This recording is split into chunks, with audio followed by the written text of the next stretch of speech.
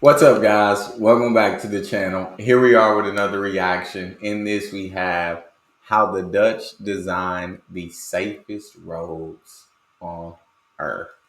Before we dive into the video, if you guys happen to enjoy, please don't forget to subscribe, give the video a thumbs up. Also, if you'd like to support the channel further by becoming a member, all you gotta do is hit that join button to receive your exclusive benefits. Let's dive right in. Every year, more than 1.3 million people die in road accidents. That's more than malaria, more than homicide, more than all natural disasters combined. But in the middle of this global crisis, there's one country that stands out. And it's not because they drive less or because everyone magically follows the rules. It's because of how they build their roads. The Netherlands has some of the safest streets on the planet. Not because of more enforcement, but because of something more powerful: design. Roads that protect people even when they make mistakes. So how exactly did the Dutch turn their streets into safe, efficient, and even enjoyable places to drive, cycle, and walk? And what can the rest of the world learn from it? Let's take a closer look.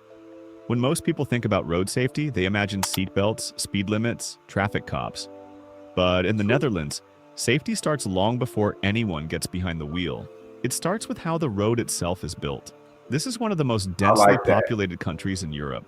True. Over 17 million people True. packed into a space smaller than West Virginia. God. And yet, Dutch roads are among the safest in the world. Yeah. Not because drivers are perfect, but because the system doesn't expect them to be. In the 1970s, Dutch cities looked Because it's yeah, they built those roads to where like it's not signs saying do this. It's like they want you to slow down. They gonna put some speed bumps in the road. You gonna slow down. All the signs are very clear, and then you got separate for walking paths and biking paths, and they make it easy for so many different forms of transportation to coexist. like everyone else's. Cars ruled. Roads were getting deadlier, and public outcry was growing. Protests erupted, demanding safer streets. And instead of doubling down on enforcement or telling people to be more careful, the country took a different path. They changed the design.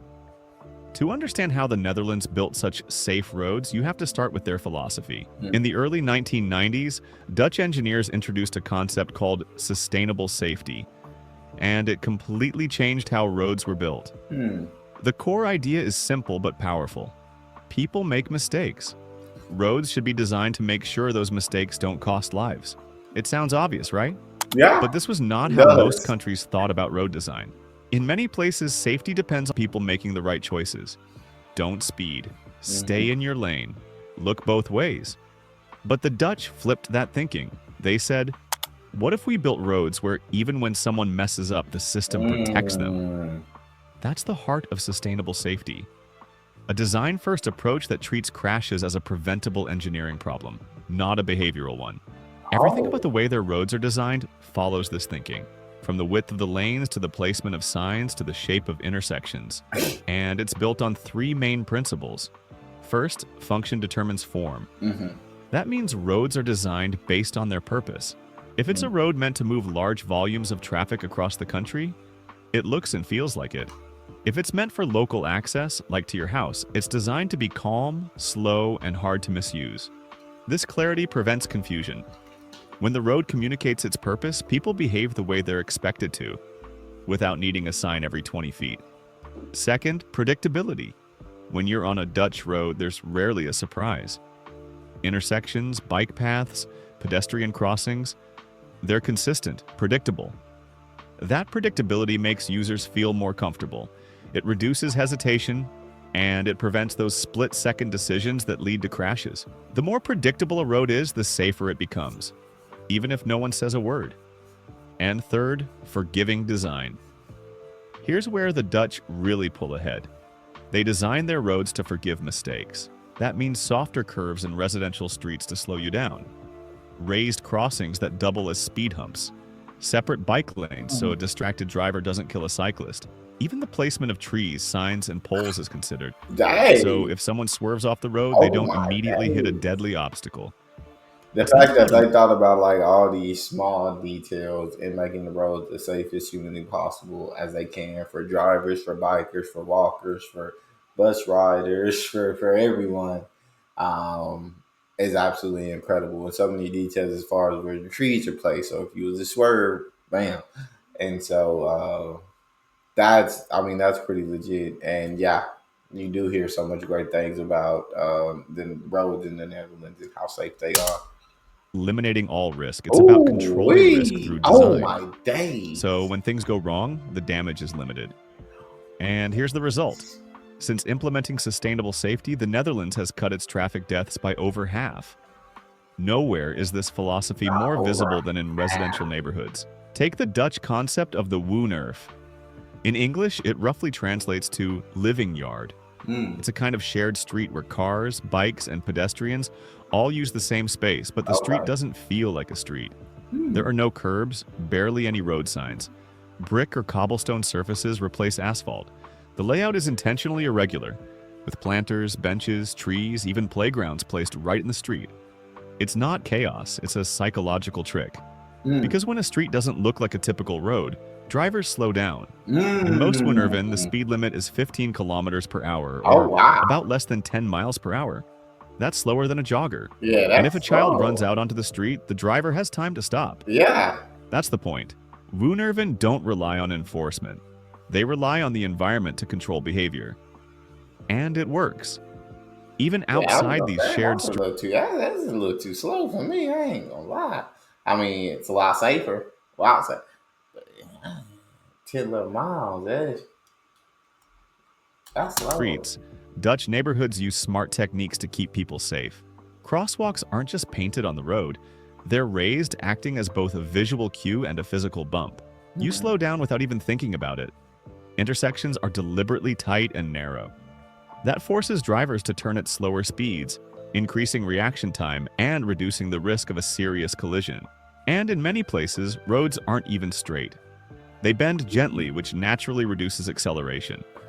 You don't need speed bumps when the road itself encourages you to slow down. Dang, all everything they built these roads perfect, bro. The design, the infrastructure. Jeez, the attention to detail and designing these roads.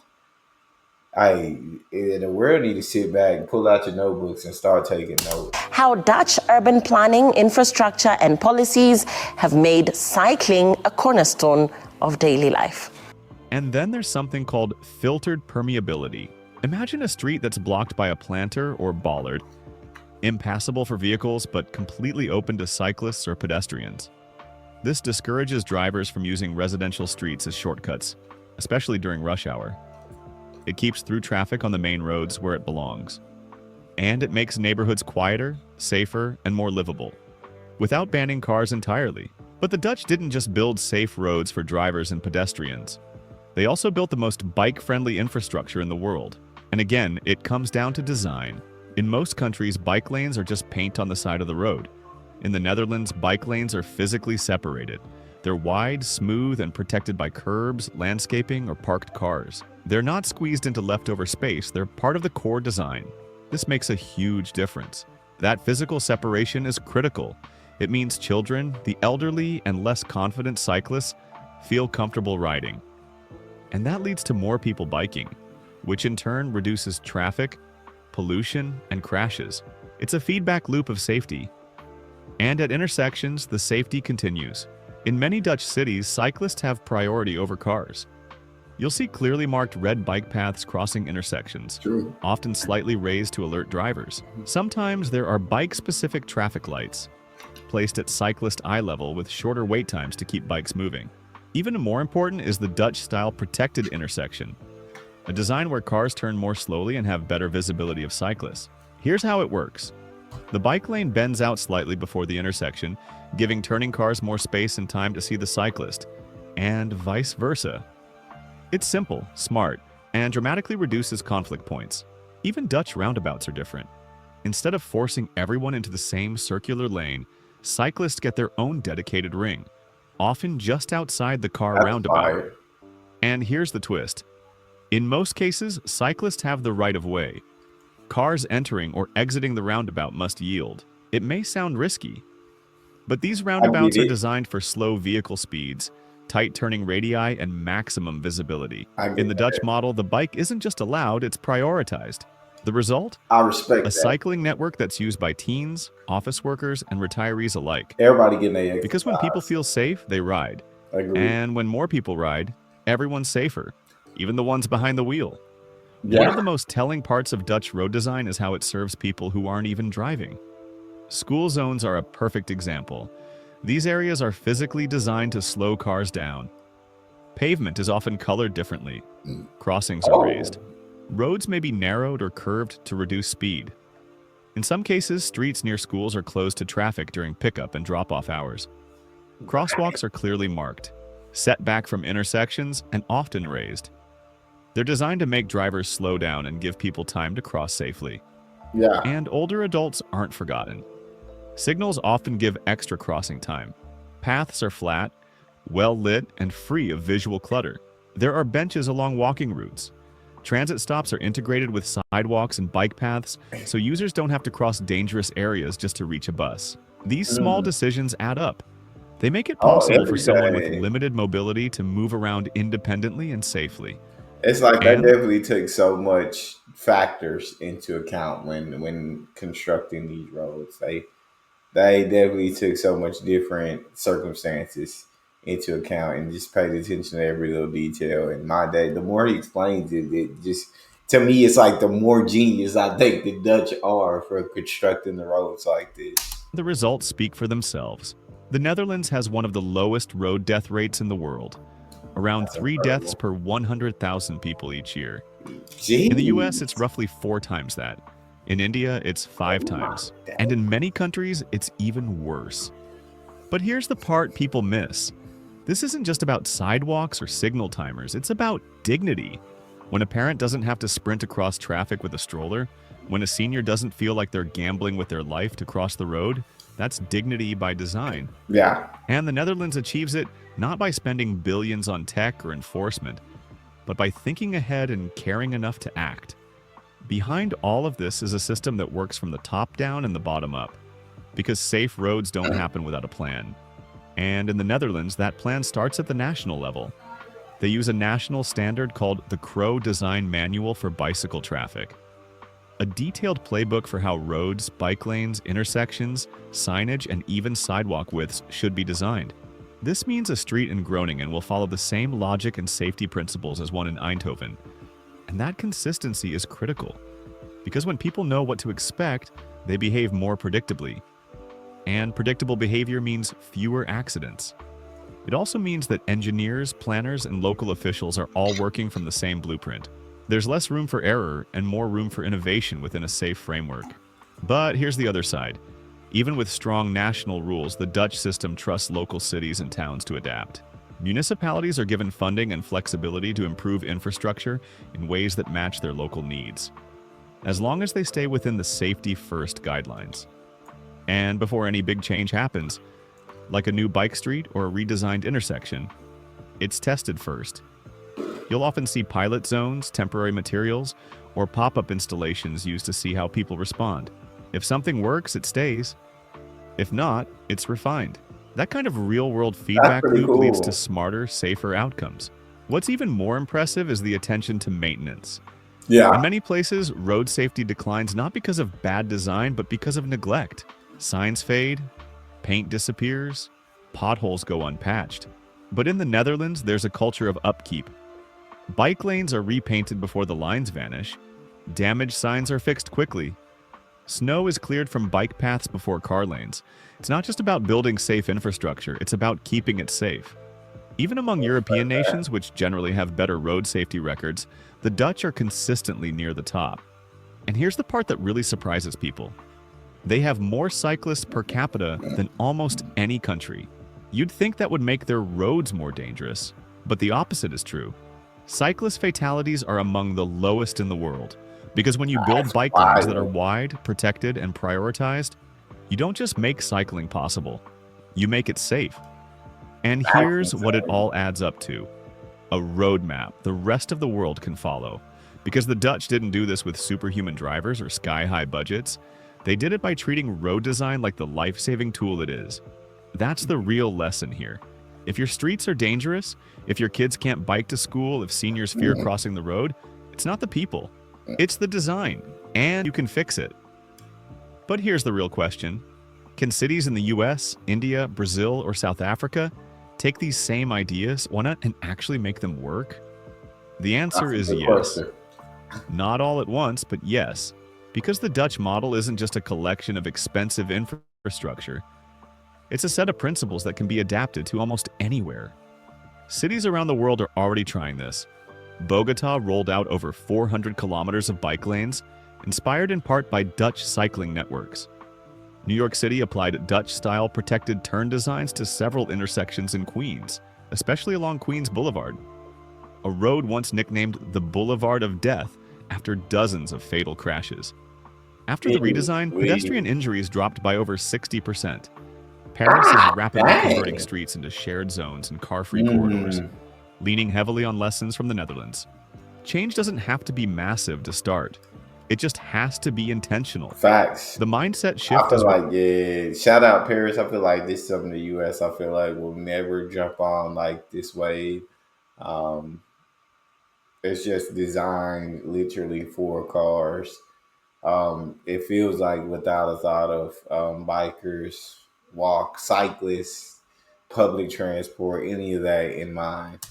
What matters? Prioritize people. Yeah. Design for error.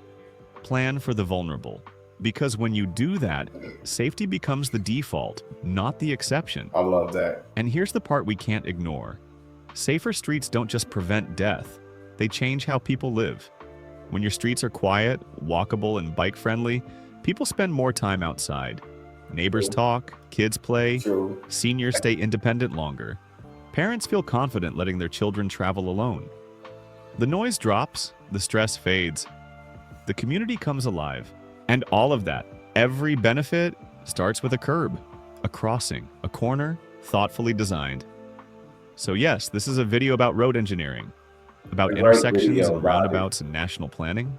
But really, it's about what kind of world we want to live in. Because when you design streets for safety, you're not just reducing numbers, you're choosing to protect people. And in the Netherlands, they made that choice, consistently, intentionally, and the results speak for themselves.